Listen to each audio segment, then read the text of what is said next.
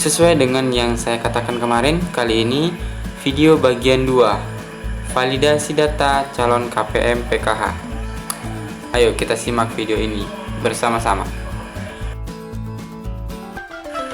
Sebelum lanjut menonton, mari kita dukung channel ini dengan klik like, subscribe, dan nyalakan tombol notifikasi. Terima kasih. Data awal bansos dari DTKS, teman-teman. Jadi salah satunya PKH. Dasar datanya adalah DTKS. Bagian 2, validasi data. Sebelumnya kita membahas bagian 1 tentang pertemuan awal. Sekarang bagian 2 tentang validasi data.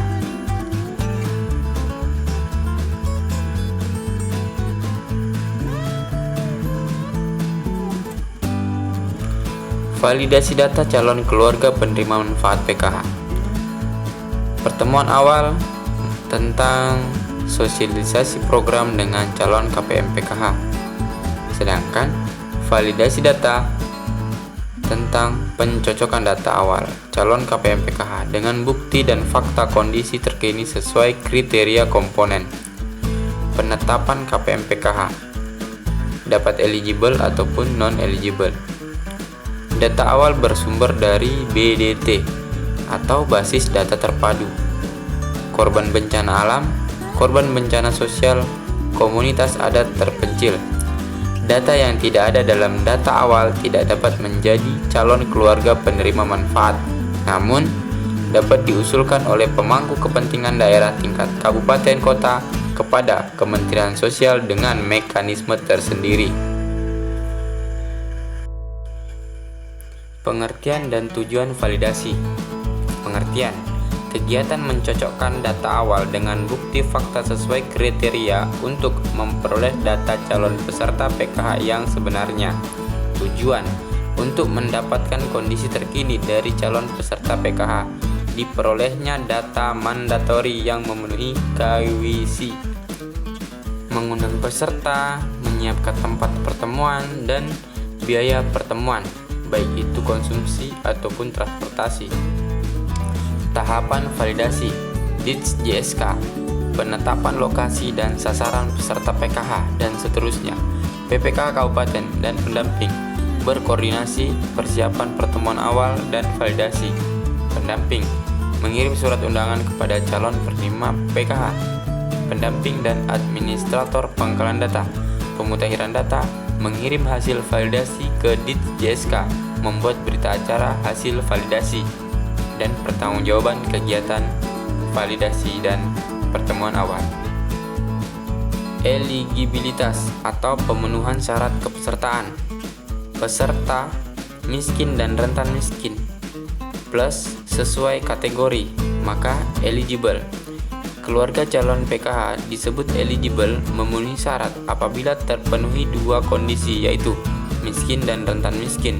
Terdapat anggota keluarga yang sesuai kategori kepesertaan PKH. Di dalam PKH terdapat 3 komponen. Yang pertama, komponen kesehatan meliputi ibu hamil atau nifas, anak usia dini. Komponen pendidikan meliputi anak SD, SMP, dan SMA. Komponen kesos lanjut usia mulai dari 70 tahun ke atas, serta disabilitas berat atau menderita cacat berat. Info detailnya ada pada catatan 1 dan 2. Komponen kesejahteraan sosial. Dalam tabel ini ada penjelasan. Jadi, silakan baca secara saksama agar kita dapat memahami dengan sesuai standar yang telah ditetapkan oleh Kementerian Sosial. Inclusion dan exclusion error. Inclusion error adalah keluarga yang tidak miskin namun terdata sebagai calon peserta PKH. Exclusion error, keluarga miskin dan eligible namun tidak terdata sebagai calon peserta PKH. Maka di dalam data PKH, inclusion error akan keluar. Sedangkan exclusion error adalah yang tidak dapat masuk ke dalam data PKH. Singkatnya adalah, data PKH tidak dapat ditambah, namun dapat dikurangi jika tidak layak untuk mendapatkan bantuan lagi. Keluarga dan anggota keluarga.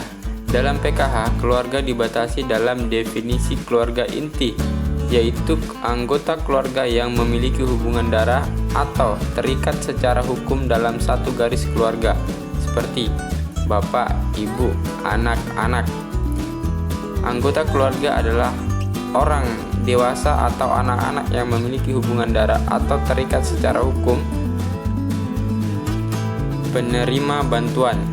Penerima bantuan atau pengurus PKH merupakan orang dewasa pada keluarga inti yang berada dalam satu kartu keluarga. Ibu atau perempuan dewasa yang mengurus anak pada keluarga peserta PKH. Jika tidak ada ibu, dapat digantikan oleh kakak perempuan dewasa atau perempuan dewasa yang dapat mengurus anak keluarga peserta PKH. Jika tidak ada perempuan dewasa, dapat digantikan oleh ayah. Formulir validasi. Formulir validasi telah terisi sebelumnya dari kementerian.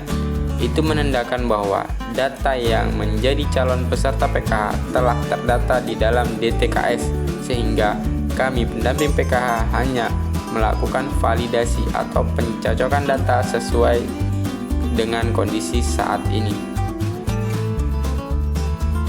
Dalam formulir validasi, rata-rata telah terisi sebagian besar informasi keluarga, sehingga kami pendamping hanya ingin memutakhirkan datanya, baik itu kondisi rumah, kondisi ekonomi, kehidupan sehari-hari, dan fasilitas yang dimiliki, sehingga tujuannya ialah data peserta atau calon peserta nantinya akan akurat dengan kondisi sosial ekonomi saat ini. Selanjutnya, tahapan pra-validasi, pelaksanaan validasi, dan pasca validasi. Pra-validasi yaitu: pertama, koordinasi dengan pemerintah daerah. 2. Koordinasi dengan Bank Himbara. 3. Pembentukan tim validasi. 4. Pembuatan jadwal validasi. 5. Pengenalan aplikasi e-PKH. 6. Split data per pendamping. 7. Cetak supa kolektif. 8. Cetak daftar calon KPM PKH format Excel. 9. Cetak formulir validasi. 10. Penyebaran supa. Dokumen surat undangan pertemuan awal atau SUPA. Terdapat SUPA perorangan, ada juga SUPA kolektif, satu SUPA untuk satu dusun. Dan SUPA sendiri telah dicetak atau didesain langsung oleh Kementerian Sosial by name by address. Pendamping hanya mengantarkan SUPA yang telah tercetak. Pelaksanaan validasi. Validasi dapat dilakukan dengan cara kunjungan ke rumah bagi KPM yang memiliki tempat yang sangat jauh atau remote area, dan dapat juga berdasarkan kesepakatan dari desa jika tidak dapat hadir di dalam pertemuan awal yang ada di tingkat kecamatan. Pelaksanaan validasi bersamaan dengan pertemuan awal. Pertemuan awal atau sosialisasi di aula kecamatan, kelurahan, balai desa, rumah KPM. Pembagian tugas. Petugas cek daftar hadir, petugas cek kelengkapan dokumen, eligible atau non-eligible, petugas entry data validasi. Pelaksanaan validasi bersamaan dengan pertemuan awal. Metodenya seperti itu. Selanjutnya, pembagian kegiatan validasi siang hari, entry hasil sore malam. Entry kolektif dengan satu user ID, monitoring harian via grup WA, via grup operator. Pelaksanaan validasi tidak bersamaan dengan pertemuan awal. Calon KPM PKH yang sudah menerima SUPA namun tidak hadir Di pertemuan awal, maka pendamping sosial melakukan kunjungan ke rumah calon KPMPK. Sosialisasi dan validasi dilaksanakan di rumah calon KPMPK. Permasalahan validasi. Mistargeting. Satu rumah tangga terdiri dari beberapa kakak. Exclusive error dan inclusive error. Nama tidak ada dalam kakak. Nama ganda.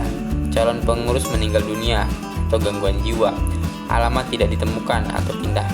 Anak sekolah di luar kabupaten. Pemekaran wilayah. Tidak ada pendamping. Terjadi force majeure. Data gagal buka rekening kolektif. Namun pendamping tetap semangat. Sekian video dari kami, semoga bermanfaat. Jangan lupa like, comment, and subscribe. Mari kita dukung channel ini bersama-sama.